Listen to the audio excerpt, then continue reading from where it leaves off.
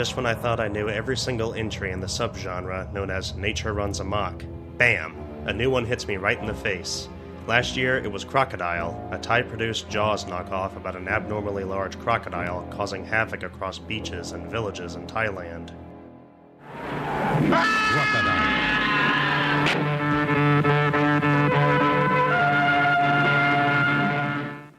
And now, just a few weeks ago, I unexpectedly encountered this little Japanese beauty from 1962, by Daiei Studios of all people, Kuchida Gami, otherwise known as the Whale God. If you're familiar with Moby Dick, you might already be able to guess how this movie plays out, as it's kind of the same story, just told through a Japanese perspective, with a few other elements thrown into the mix to make the story seem original overall, when compared to the classic 1851 novel by Herman Melville. In fact, the film is actually adapted from an award-winning novel of the same name, authored by Koichiro Uno and published in 1961, though the novel itself was also influenced by Moby Dick. Set on Hirado Island during the Meiji era, a very large whale attacks and kills many of the villagers native to the island over the course of a number of years. One of the villagers, Shaki, after his brother is killed by the enormous sea creature, makes it his mission to seek out the whale and kill it to avenge his family. The elder of the village promises his land, title, and daughter Toyo to whoever manages to slay the whale. Shaki is among those to accept the challenge, and so does Kishu, an outsider who recently relocated to the island from the Kishu region of Japan. For the remainder of the movie, the two rivals and the rest of the villagemen bide their time as they prepare for the end of the year, or the following spring, when the titular whale god is expected to return. Either one of these men will kill it, or they'll die trying, only time will tell. Right after the first 10 minutes or so, the whale is taken out of the story until around the last 25 minutes. In the meantime, the rest of the story focuses entirely on the human characters and their development as they eagerly await the whale's return to their waters. Even without the whale on screen, or without its presence in the near vicinity of the island, it never leaves our mind, just like how it never leaves the mind of the characters. What the movie does incredibly well is provide tension with the lingering knowledge that this large sea animal, which has already killed a number of men, is not only 100% guaranteed to return to the island, but also the fact that it will definitely take more human lives from the village. Just how many will perish, and whether or not they'll even succeed at killing the animal, a huge shadow of suspense is kept shrouded over the viewer during the course of the movie. The interest is further amplified by the characters as we watch them progress through the story, studying them and even relating to them as we learn more of their life story and why it's so crucial for them to kill the whale, and also how they expect to benefit from the reward promised to them for completing this seemingly suicidal mission. After all, not all of them think the same as the person beside them. Just like Moby Dick, the movie explores various themes all centered around human emotions and how they can easily and substantially overtake the mindset of people, often leading them into making foolish or reckless decisions, and even culminate into dangerous, life-threatening situations. Vengeance, greed, pride, love, life, death, family, remorse, redemption all play a pivotal role in guiding our band of characters through their respective arc. Shaki, played by Kojiro Hongo, is our stand-in for Captain Ahab. He and his brother Shatsu had been raised by their widowed mother to kill this whale god after it killed their father, subsequently after it killed his father, Shaki and Shatsu's grandfather. After Shatsu, played by Koji Fujiyama, is killed by the whale during an attempt to slay the beast, just like his father and grandfather before him, Shaki becomes so blinded by rage that almost nothing else matters to him, except to finally see the brutal end of this whale god. Even the knowledge that he could very likely die during this eventual confrontation with the creature, as has already happened to so many of their villagers over the years, isn't enough to keep him from fulfilling his goal of butchering the animal, as he was long since raised to do. Almost everything else in his life is peripheral. When he learns that Kasuke, his friend and sister's lover, plans to leave the island for Nagasaki to become a doctor, before returning to marry her, Shaki not only very harshly berates him, but also bars him from ever seeing them again, angrily telling him that no one should dare leave the island until after the whale is dead. Shaki! Ja, dete ke!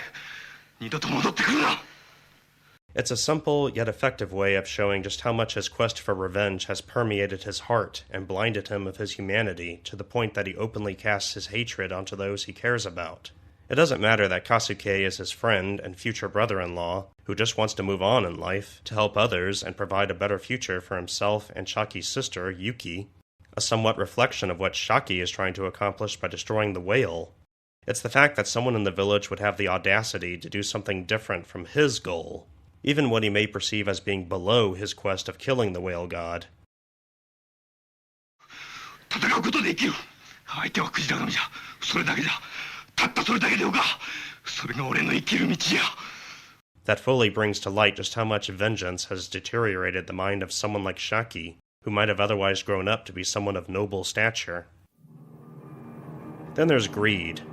If you've ever seen a villain so unsympathetic you can't wait to see him reach his end, none fit this description more than Kishu, played by Shintaro Katsu. Whether or not that's his real name, or if it's just a nickname he adopted by either himself or the Islanders, since he originates from Kishu, I have no idea. But I digress. He starts off as a drifter who fled Japan to this village, and immediately lets everyone know he doesn't care about anything, except getting drunk, getting into fights, and just being a complete a-hole. When the bounty is put on the whale, he naturally steps forward and is pledged to slay the beast, anything to grant himself a higher status among the natives, plus grab a bride as a bonus. A bride he intends to sell to a brothel after he's had his fill with her.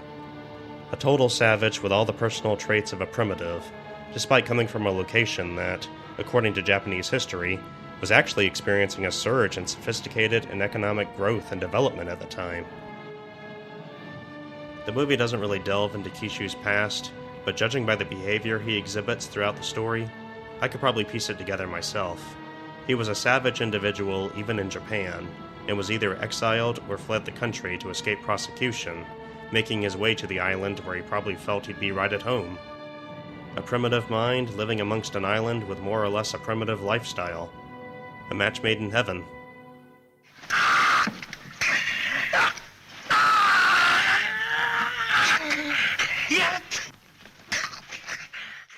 I don't think I'm too far off with that theory, as the natives don't exactly behave with the most civil mannerisms themselves.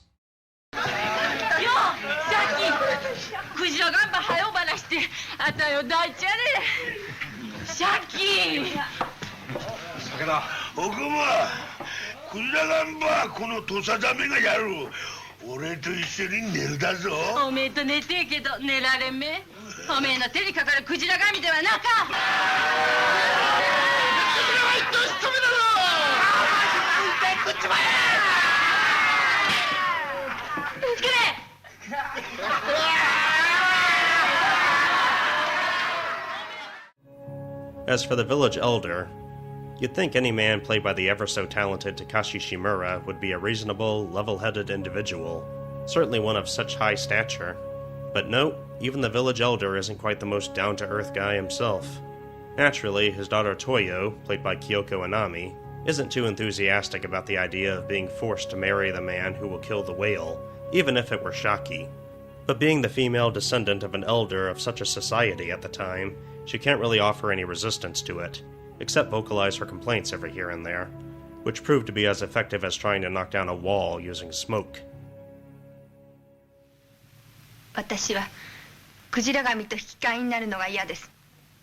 自尊心が許しません。シャキはよか若者じゃ。シャキであろうと誰であろうと光明心の対象になるのが嫌です。 While she doesn't really do very much as a character in the story, I think her presence alone is meant to reflect the power and control the Elder has over his people. In a way, she may be an icon meant to express the short-sightedness that has developed within him because of the number of dead piled up by the whale, and even by his own obsession with seeing the death of the whale god. He wants this animal killed more than anything else, and so he uses his daughter as a prop to coax his best spearmen and harpooners to kill it as soon as possible. But there's a catch. He's certain that even if one of them manages to kill the whale, even someone like Shaki, who's now trained himself to be the village's chief harpooner. He knows the one who kills the whale will most likely die in the process. The whale will die, and so will the man who slew the animal, and thus Toyo will never have to marry anyone. He promises good fortune, but in reality, he means only to sacrifice a few more lives just to save the rest of his people from death. A noble cause predicated on a ruse.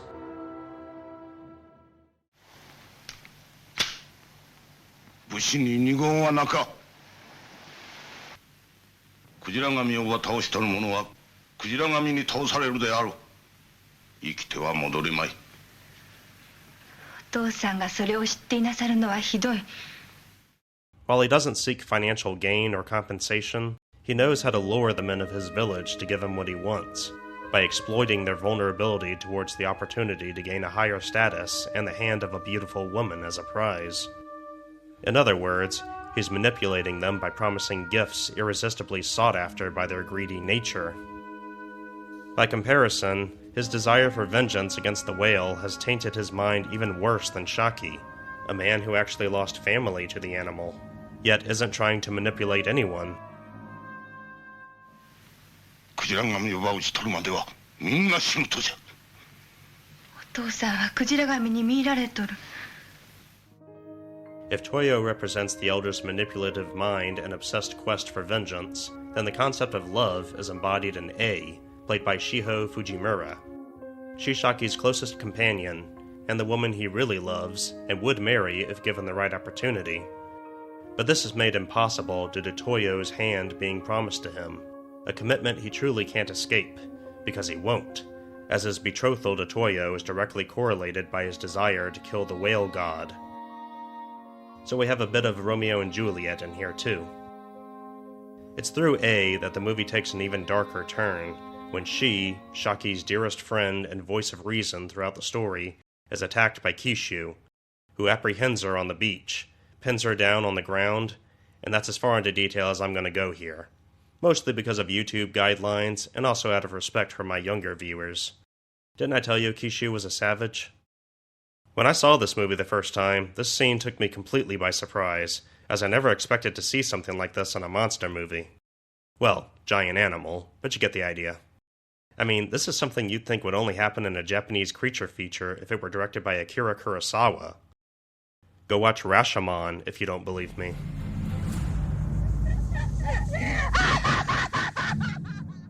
It only gets worse much later in the film. After she somehow managed to keep this a secret from everyone until now, including her own family, Shaki discovers A while she's in labor, where she gives birth to a boy she names Jaya.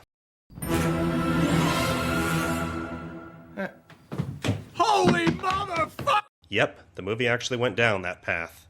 Our female protagonist was you-know-what by the human antagonist, got pregnant, and eventually had his child, which is adopted by our main hero, who claims it as his son to hide his friend's shame from the village. I knew going in that this movie was going to have a dark tone, in contrast to what we'd later see most of the time in Japanese kaiju eiga throughout the 1960s, but I was in no way prepared for this. 脅そうと思っていろんなことをしたのよ。寒い海に入ったり、腹ばいして撃ったり、崖から飛び降りたり。 Now, it kinda doesn't really surprise me that this is the first time the movie has been shown in North America. To draw us away from the dark and gritty stuff for a while, let's get on to the titular creature itself. Why it's known as Kujiragami, the whale god, I have no idea. Maybe because of its massive size and power, which the characters bring up consistently. And this kinda confuses me a bit. One person specifically says the whale is twice the size of a normal whale, but when you actually see it on screen with other characters, it looks to be about the average size of any other large whale. Either this was the biggest size the effects team could afford to build, or maybe this gives us a further glimpse of just how much the isolation on the island has impacted the mindset of the natives. They don't have the resources to explore the farthest reaches of the ocean to fish for any sea life bigger than what they've already hunted, so this whale god is probably the largest specimen they've ever encountered in their history. So I guess to them, this whale is twice as big as the whales they've typically hunted in their waters. This could explain why they've lost so many of their people to the animal, as they're too ill-equipped and inexperienced to hunt something this big, let alone successfully kill it. When I first watched the movie, I had no idea what type of whale this even was. It kinda looked like a blue whale, or a humpback, but the face and the arched jawline were shaped too different. I actually started to think it was a breed specifically made up for the movie, to give it more of an unnatural feel to the audience, so that we might feel just as puzzled, even astounded by the creature as the characters. Turns out, it's actually called a North Pacific right whale, which typically grow to be about 50 to 60 feet long and weigh between 110,000 and 220,000 pounds, about twice the weight of a humpback. The species is exceptionally rare because, according to the Center for Biological Diversity, it's the most endangered whale on Earth. Historically, there once existed tens of thousands of the species. Today, researchers estimate that only about 500 of these whales are left in the whole world. So there's a cheerful thought to have while you watch the movie.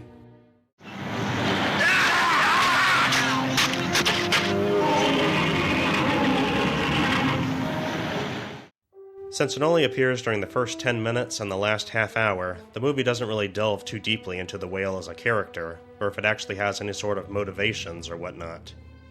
I guess it's just a whale, one that continually returns to the island's body of water during winter or spring because it's following some type of migration route or something.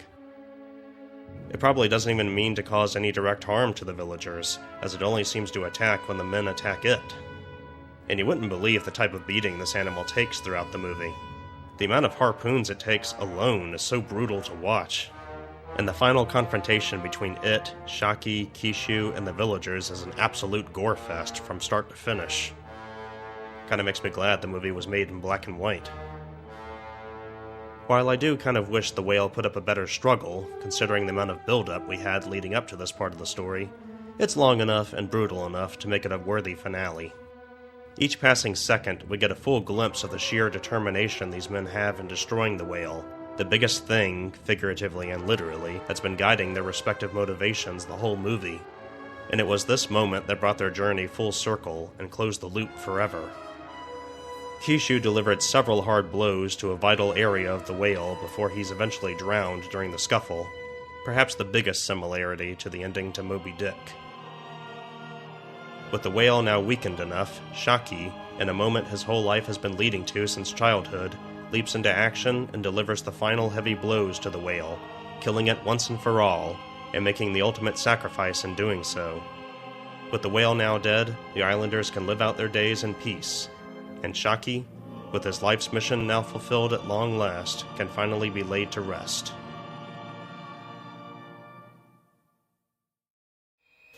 Unlike traditional monster movies for the time, typically ones that circulated around a group of characters who derive from modern civilization and venture to a remote island of a far less advanced society, this movie was told to us entirely from the perspective of the inferior society. None of them wish to see the titular monster captured and put on display for profit. They don't want to study it for scientific research. The only thing they seek is its destruction, to keep their people safe from further harm. Without access to bullets, warships, and bombs, the characters have to resort to using spears, nets, and harpoons, the only weapons they possess. Because it's an isolated setting, it really hammers home the point of just how seemingly helpless and alone the characters are during their dilemma. It also helps us dive a little deeper into their mindset, and why only a few of them would dare leave the island to pursue a life elsewhere, and during a time of crisis. Their solitude is their shelter, sort of like what M. Night Shyamalan was going for with The Village. Unlike that movie, this one actually features a real monster terrorizing the villagers. And even then, it's only an animal, one that may not have even had any malicious intent towards them until they started attacking it.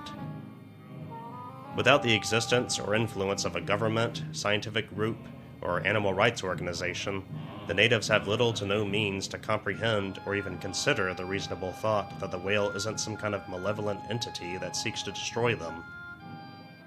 They're born and raised to hunt for their survival, and anything they deem dangerous to their ability to thrive, especially after it's taken the lives of any of their own, the threat must be eliminated by any means possible, no matter how long it takes, and no matter how many sacrifices must be made to complete this task.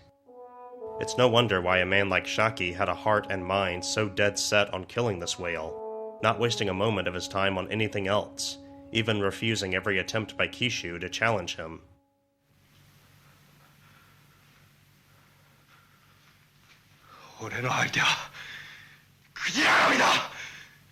Perhaps living in a limited, isolated environment, the natives have also developed a close leniency on the concept of family, recognizing the importance of protecting their bloodline and doing what must be done to carry on their lineage.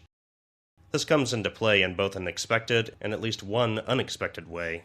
Shaki, following the death of his mother, who departs him with some motivational words, reconciles with Kasuke and actually encourages him to take Yuki with him to Nagasaki. Kasuke, 妹を連れてってくれ。シャキ、お前は死ぬつもりだな。いや、死にはせん。俺は戦う。全力を挙げてクジラ神と戦う。 When A gives birth to Jaya, he surrenders the terms of the agreement with the elder, relinquishing the benefits of killing the whale god, which included the elder's house, title, and daughter's hand in marriage, so that he can marry A and claim her child as his, to protect his companion from the shame of bearing someone else's child. Toyo, naturally, lets Shaki know how embarrassing this is for her, relinquishing such high rewards in exchange for a peasant girl. She never wanted to marry him in the first place, but a woman of her status being refused by a man in favor of a poor peasant girl was a tremendous blow to her pride. 私はお前が嫌いだ。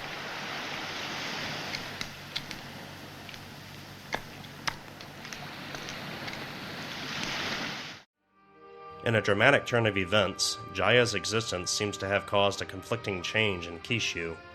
He never visibly acknowledges the baby as his own, but the fact that he now has an heir seems to awaken a change in him, as though he recognizes he now has a new lease on life. Shaki took notice of this during Kishu's final moments during the confrontation with the whale. While Kishu's actions seemed reckless at first glance, Shaki realized he was actually weakening the whale to allow Shaki an easier opportunity to kill it. This was not only how he pieced together the identity of Jaya's father, but it was after witnessing this act of selflessness that Shaki begged A to forgive Kishu.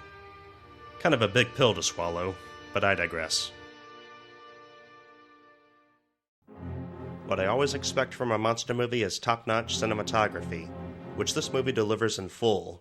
When the characters are out at sea on their rafts hunting the whale, the camera work does a pretty decent job hiding the fact that the actors are just in a studio pool, and the shots they use for the whale look nothing short of fantastic. Though there are a couple of shots where the model of the whale looks kind of disproportionate when placed next to the miniature rafts and harpooners, making it look like either the rafts are very large or the whale is very small. When the actors are shown interacting with the life-size prop of the whale's head, the animal doesn't appear to be moving very much, if at all. The filmmakers had to rely on the camera work and the splashing of the waves to create the illusion that the characters are actually stabbing a whale in the ocean. Also, there seems to be a little bit of a size difference going on between the differing effects of the whale and the humans. In the end, these are minor mishaps I can easily forgive.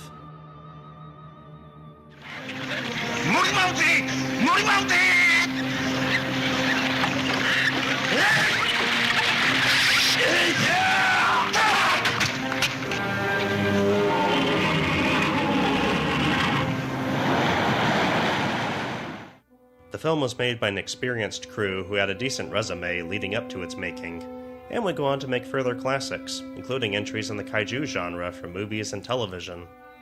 The movie was directed by Tokuzo Tanaka, who previously worked on a number of films in the 1950s, starting off his career as Akira Kurosawa's assistant director on Rashomon, which I mentioned earlier.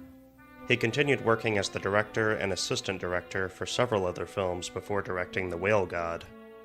Afterwards, he'd become perhaps best known for directing the Zatoichi film series and the Nemuri Kyoshiro series.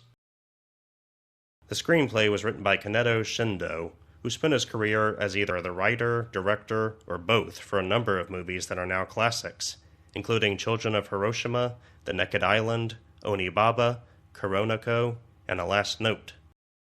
Being born in Hiroshima Prefecture, he made a number of films about the Hiroshima bombing and the effects of nuclear weapons, while also doing films about the fate of women. The producer was Masaichi Nagata, who later became known to the tokusatsu fandom for creating Gamera in 1965. The following year, he'd produced the sequel, Gamera vs. Baragon, and also the Daimajin trilogy.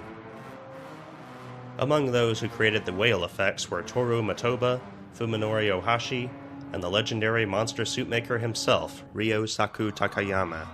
And if you don't know who the latter is, I suggest you go watch some videos by the Toku Professor, and his delve into the production history of the making of a plethora of monsters for tokusatsu, particularly for the Ultra series. Apparently, following their collaboration on this movie, Mr. Ohashi gave Mr. Takayama a few lessons on creating the effects for tokusatsu. After the Whale God, Motoba joined the team at Superaya Productions, who were said to have been influenced by the movie to create Ultra Q, the first entry in the long-running Ultra series. The music used in the movie is splendid in drawing the viewer into the story, both during its dramatic moments and during the intense action scenes with the whale. It provides a kind of bleak, ethereal vibe as we watch the characters progress in the plot, giving us a sense of just what kind of emotions and mental anguish they're experiencing as the tension of the whale god lingers on their mind.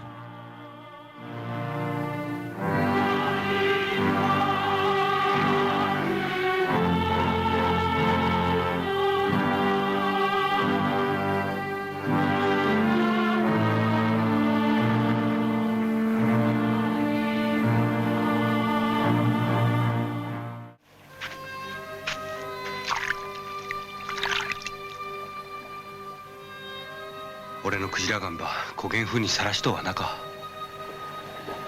復讐ば済ませたらクジラガンば北の海へ静かに流してやりたい。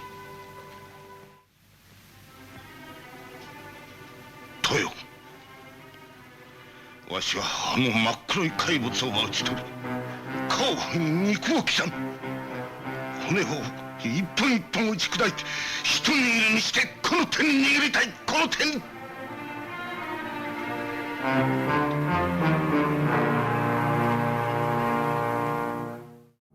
So it should come as no surprise that the score was done by the legendary composer of tokusatsu and science fiction himself, Akira Ifukube.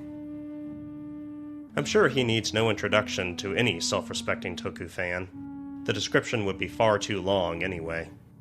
But to any newcomers to the genre, Ifukube is best known as the composer for a number of Godzilla movies made throughout the Showa series and most of the Heisei series, as well as a whole myriad of other kaiju eiga made by Yushiro Honda. While he never did any of the scores for the Gamera series, unfortunately, but he did return to Daiei to compose another kaiju series created by them, the Daimajin trilogy, a soundtrack that's just as dark and magical as it is for this movie.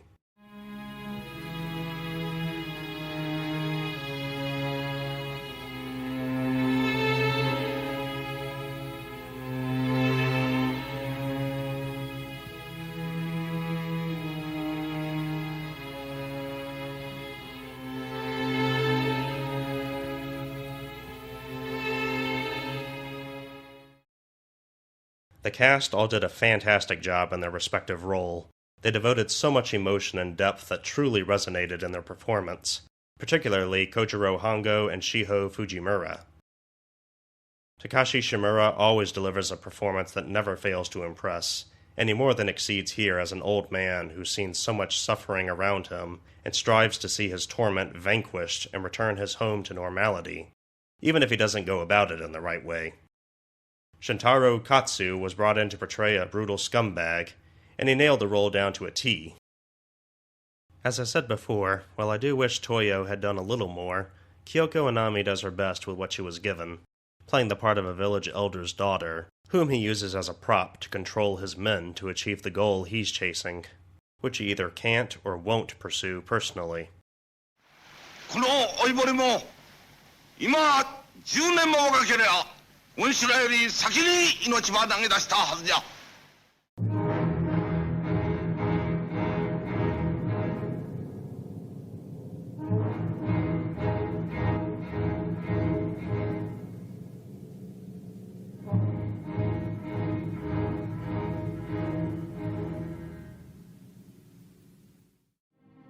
In retrospect, Toyo did enough for the plot as far as motivations and character establishment goes. Kojiro Hongo, Kyoko Inami, and Koji Fujiyama would all reappear together in Gamera vs. Baragon. In an ironic twist of fate, Hongo and Fujiyama went from playing brothers, in which Hongo's character must avenge his brother's death, to playing rival characters, in which Fujiyama plays a character that murdered the brother of Hongo's character, who naturally seeks to avenge his brother. Kyoko Inami plays another native island girl, this time building up a romance with Hongo's character that is clearly mutual. お嬢さん、俺を好いとるか？好いてはおらん。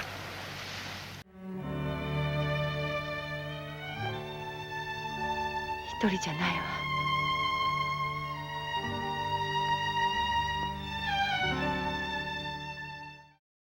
Shiho Fujimura would appear in Return of Daimajin, the second installment in the trilogy, co-starring alongside Kojiro Hongo.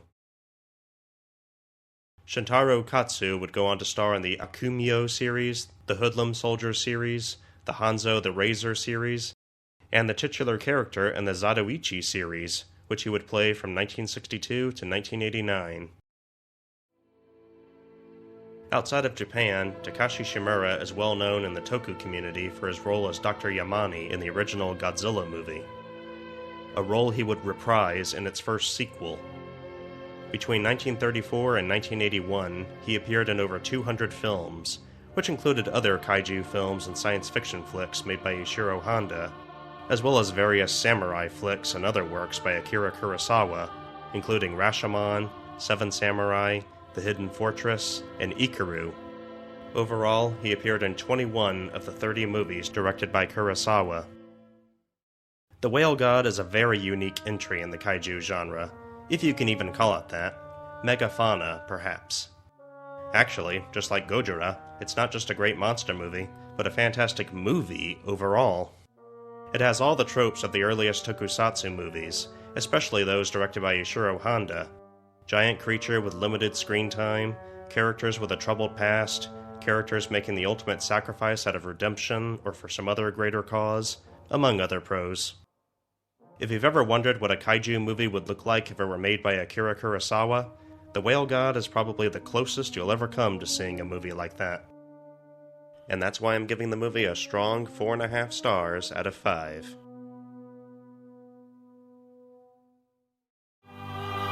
クジラ神は俺だ。俺がクジラ神だ。